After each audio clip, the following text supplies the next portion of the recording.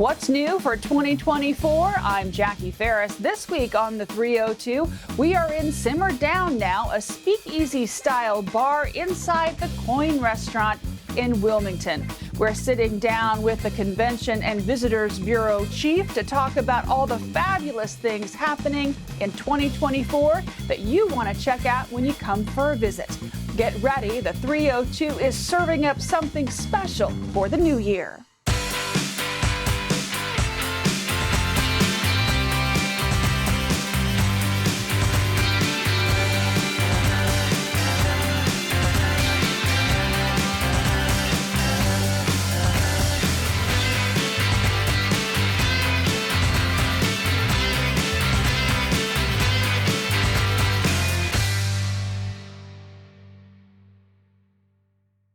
What's in store for 2024 in the Wilmington area? Well, we are going to find out. I'm joined now by Jen Bose, who is the Executive Director of the Greater Wilmington Convention and Visitors Bureau, to tell us all about the great stuff in store for 2024. Thanks for joining us. Oh, thanks for having me. And there certainly is a lot in store for 2024. Now, let's start off with Middletown. That's the most exciting bit, I think, to kick things off. So Middletown is booming. I mean, over the last 10 years, there have been new hotels, new restaurants. They have a new brewery, First State Brewing, that just got named the best new brewery in the entire country. That's amazing. That was USA Today, right? Yes, in the 10 best that they do. Yes. Oh, wow. So Reader's Choice. So now you have been to this place, right? Well, we tried to go. So as soon as we saw that it was named the best new brewery in the country, we headed down from Wilmington to check it out, but we couldn't even get a seat. It was packed. But it looks beautiful, and we hope to go back soon so we can try some of their fabulous beer. So it's quite an accolade to get this kind of recognition from USA Today. Have we ever had anything like this happen? Oh, yeah, we have before. Wilmington and Western Railroad has been named on a 10 best list. Longwood has been named on a Longwood Gardens has been named on a 10 best list, which is right over the line in Pennsylvania. Mm-hmm. So yeah, we've racked up a few of those. So absolutely. So after you visit some of the sites, it would be a good place to go and try out some of their beers, maybe some of their food. Mm-hmm. Definitely. Now, do they have a restaurant that's connected to them? They have food. So First State Brewing serves food. I've heard it's very good. Delicious, delicious. Now, as far as new things on the horizon for 2024, I hear Hagley just opened a car exhibit called the DuPonts Down the Road. We did a little show on that. Yeah, so they had a small car collection, and they have increased it by 3 vehicles, and they redid the barn that houses the vehicles. And I think the one that's the coolest is the 1941 Indian motorcycle, which has a really cool backstory. Mm-hmm. So E. Paul DuPont was responsible for forging a merger between DuPont Motor Company and the Indian Motorcycle Company, which basically saved the Indian Motorcycle Company during the Great Depression. It really is an amazing exhibit. Have you had a chance to go and look inside some of the older cars? I have been there, but not since they did the renovations, and it was super cool. Well, I highly recommend it because you open the doors and it's like you take a step back in time. Everything is, has been restored and it's beautiful and shiny. It really is amazing. So I can tell you one place that the 302 wants to go in 2024 is Mount Cuba. So because we haven't told our viewers anything about Mount Cuba, tell us, what is Mount Cuba? So Mount Cuba is the newest, it's been open a while, but it's the newest DuPont estate to become available for public visitation. And it's really amazing. It has a very extensive collection of native plants, some of which are very rare, and it has a lovely estate home. It's a great place to wander. It's very peaceful. Yeah. It's a wonderful place. And they have doubled their size? So what they did, they doubled their size in terms of accessibility. Okay. So they used 23,000 pounds of recycled tires to do these paths that are really nice on the feet. They're really springy. So someone in a wheelchair can now tour much more of the gardens than they could before. That's really awesome because I know that accessibility is huge, and everybody likes to go outside and visit all of the lush nature that Wilmington has to offer. Now, you mentioned that there's a home there. Are you able to get inside and take tours of the home? Yes, you can go inside and see it. It's not as extensive as, say, Winneter, but you can see the home. Fantastic. Well, that's one of the things we're definitely going to have to do. And, a lot of people have questions about what there is to do in Wilmington and the surrounding area. And I understand that you have a solution. If you've got questions, they have the answers. We have the answers. So this summer, 2023, we opened a new visitor center down at the Wilmington riverfront. Okay. And we have locals staffing it that can answer any question that anyone has when they come in to visit. It's open 4 days a week, so Thursday through Sunday, 10 to 4. And if you happen to catch us when we're not there, we also have our website, obviously, visitwilmingtonde.com, and we have a live chat. So when you go, there's a shop where you can buy things that are I guess, native to Wilmington. Is that right? So we just started selling a very small quantity of things. We have stickers, we have magnets, we have cool t-shirts that we just had done. And the big thing really that we're selling is the Brandywine Valley Treasure Trail Passport, which is a big hit with visitors and locals. Absolutely. So it's a great addition to the riverfront. So I wanted to ask you, the riverfront is, going through kind of a redevelopment of its own. When we started, there were just a couple of really great things you could do, but now there's so much more down there, right? Right. There are so many. I mean, there are over 15 restaurants, many of which are on the water. We have a nice pet boutique. We have a couple coffee shops. There's also Culture. Delaware Contemporary is down there, which is a free art museum. There's a children's museum. I could go on, and I guess the feature is really the Riverwalk itself. Absolutely. And I guess there's a beer garden, and they have like festivals and things like that. So you really have to be kind of tuned into your website to kind of know what weekend is the best weekend to come down. Right. Excellent. So when you come down, there's a lot of places to stay and new places to eat. And we're going to talk about that when we return.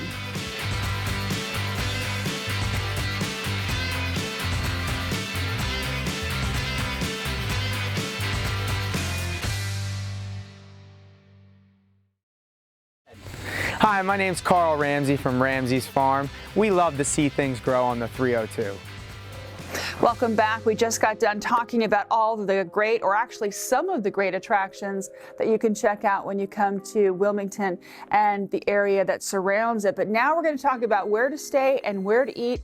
I'm joined by Jen Bose. She is the Executive Director of the Greater Wilmington Convention and Visitors Bureau. Now, Jen, let's talk a little bit about where to stay when you come to Wilmington. We're actually in a perfect spot. Yes, we're in the Coin, which is our very first boutique hotel.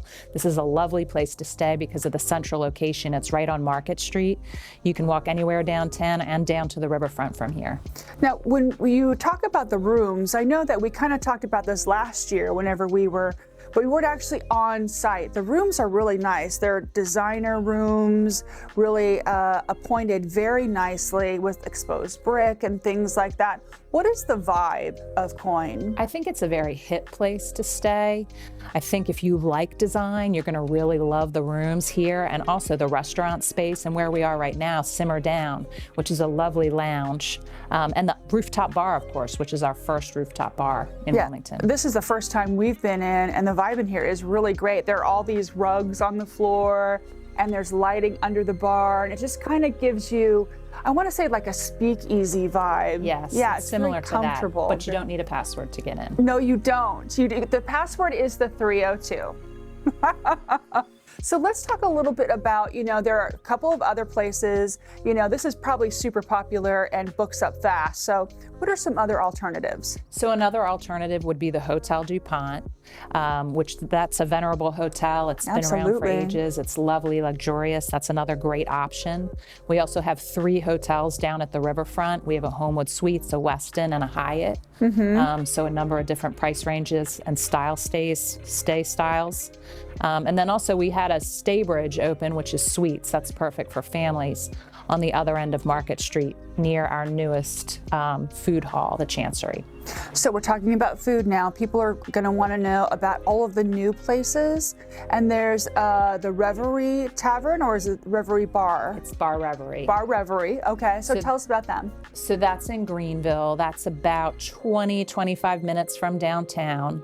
It's next to the BBC Tavern, which is a locals favorite. It's been forever a favorite of the locals, and it's the same ownership. But Bar Reverie has like a French cafe feel. The dinner's excellent. They have a great wine list for such a small restaurant.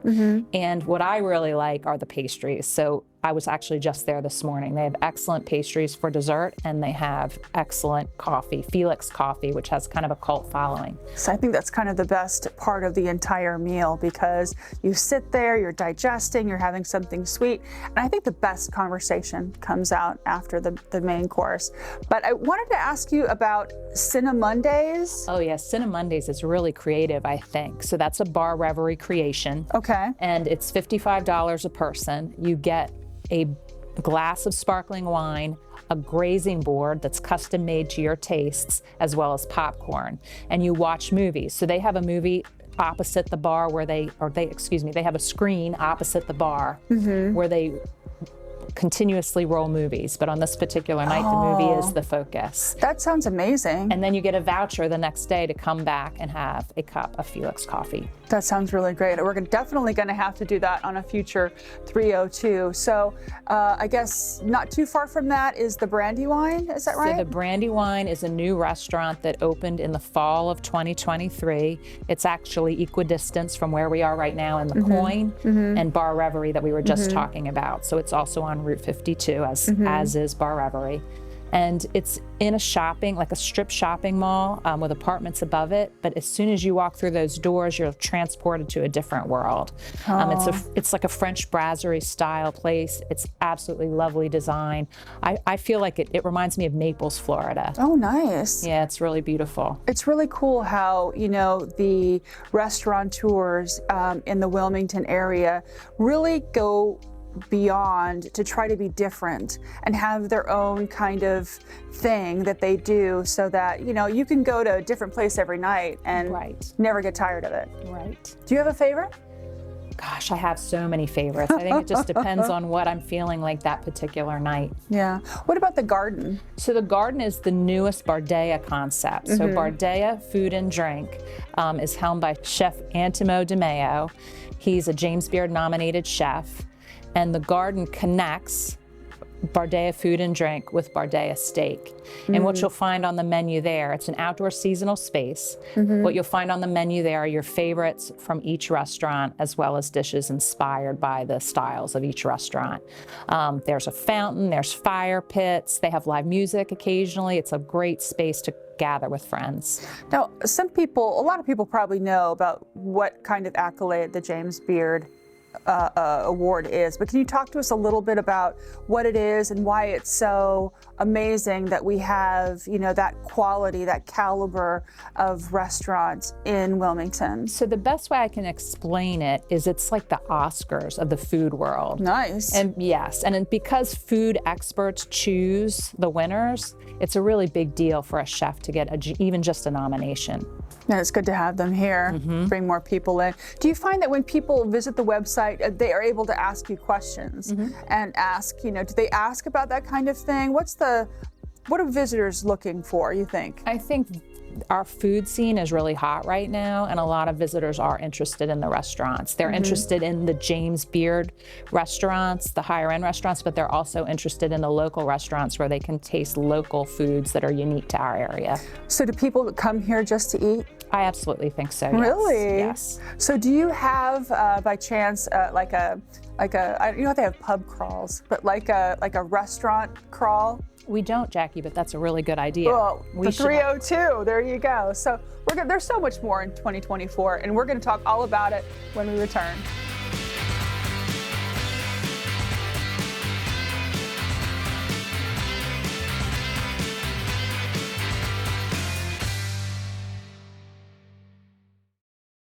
My name is Ryan Grover, and I'm with Rockwood Park and Museum, and for things that are truly spooky, I go to the 302. Welcome back. I know a lot of folks, whenever they come to Wilmington or anywhere in Delaware, there's just so much to see and do that you kind of have to make a list. And we have a list for you now. I'm with Jen Bose with the Greater Wilmington Convention and Visitors Bureau. Now, Jen, let's do a top 5. I guess number 1, or would it be 5? I'm not sure, being Fort Delaware. So Fort Delaware is a former Union fortress that housed a lot of Confederate soldiers during the Civil War. Yeah. And now it's a living history museum. It's a really cool trip. You have to take a ferry out to Peapatch Island to visit, and there'll be people dressed up in period clothing to kind of transport you back to that time period. And I hear it's haunted.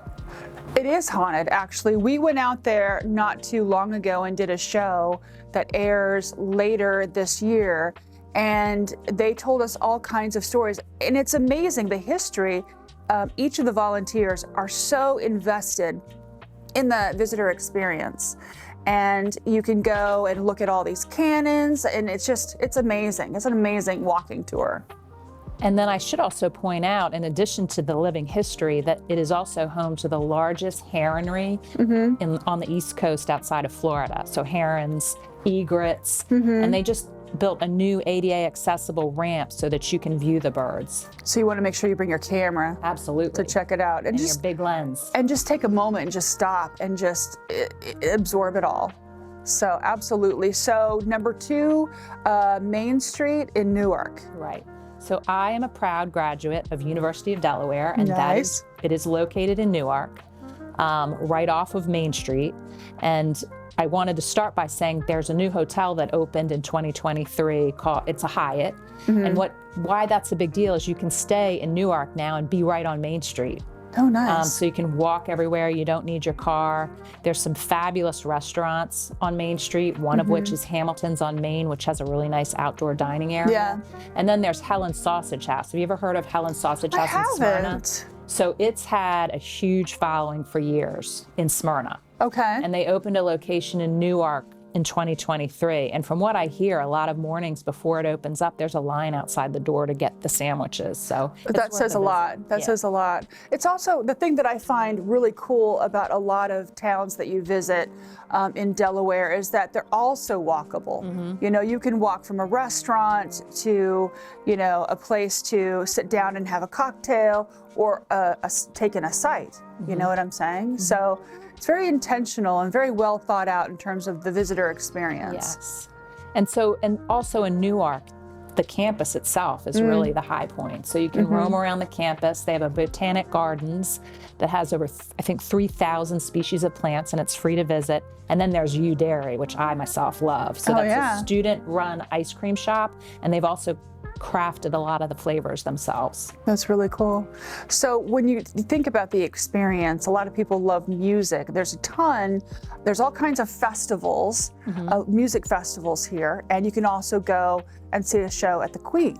Right, the Queen is a great space. So it opened in the early 1800s as the Indian Queen Hotel. Then it was a movie theater, and then it closed for 50 years. Then it was renovated and reopened in 2011 as a local music hotspot. And I love the Queen. It's a great place to see a show. All the artwork on the walls is dedicated to Queen, so like Taylor Swift, Beyonce, and they've left a lot of the gritty element in a good way. So a lot of exposed brick, things like that. They've got a really cool bar that just reopened called the Night's Bar, where it's a smaller music venue too. They also have the old projector. It's it's like huge. You walk up and you think to yourself, I mean, it's ginormous. Yes. Yeah. So it really is an experience. You're right. Yeah. And they have shows constantly. Yeah. Constantly. And a great place to check out is the Queen's website to get the best information, but they've got some really fabulous local acts that are there all the time. So for history buffs, you know, people that are into, you know, trains or even cars for that matter, there's Marshall Steam Museum. Yes, the Marshall Steam Museum. That's definitely one of our hidden gems. If you're familiar with DuPont Brewing Company, it's right next to DuPont Brewing Company. But what that is it houses the largest operating collection of steam engine automobiles in the U.S. Yeah. So you can go and visit the museum and you can tour. There's a home there, a Queen Anne style home from the late 1800s. But the thing that's really cool about the Marshall Steam is the steaming days, when you can actually go ride in the steam cars. Oh, yeah. And they've also got a cool little train that's about the 1/8 of the size of a real train that you can get on and ride around the property. It's a lot so of fun. fun. We did a show with them, and they told us exactly how they got the steam car to work, and we got in, and the crews are shaking their head, yeah. And we did a segment as we were in this steam car, and they drove us around the property. So we give it a thumbs up, definitely. So when you're talking about all of these businesses and everything that want to get people in their doors and boost the economy, so your job is to kind of coordinate with all of these folks and say, what have you got? How can we help you? So talk to us a little bit about, like outreach and things that you're doing for 2024 with some of the folks in the area. So we are definitely promoting what's new. We also want to start promoting some of the smaller businesses. We started a new program actually this year, which is called the Corporate Diversity Program. And what that is we partner corporations with some of the smaller businesses where our membership fee might be a barrier, so that they can get the benefit of our marketing. And that's very powerful because you go on the website and there's all kinds of ideas. So you have a calendar and you make suggestions every weekend, right? Every weekend we send out a list of key events to all the hotels so that they can share them with their guests. And the calendar is constantly updated. It's actually the most visited page on our website.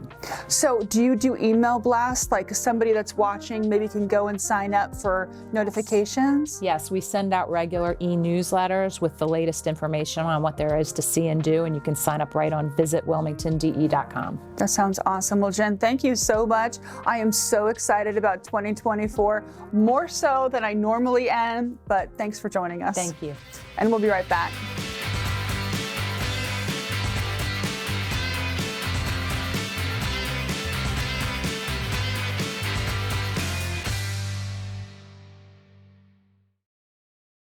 I hope you're writing all of these suggestions down. And if you go to any of these places, make sure you snap a picture and share it with us on Facebook.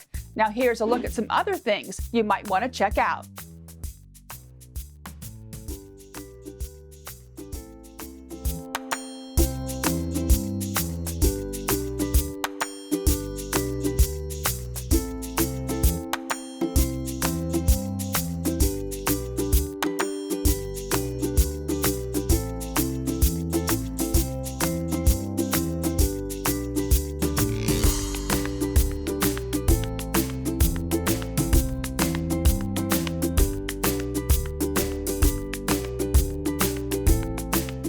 For more information on any of the restaurants or places we talked about today, you can go to visitwilmingtonde.com.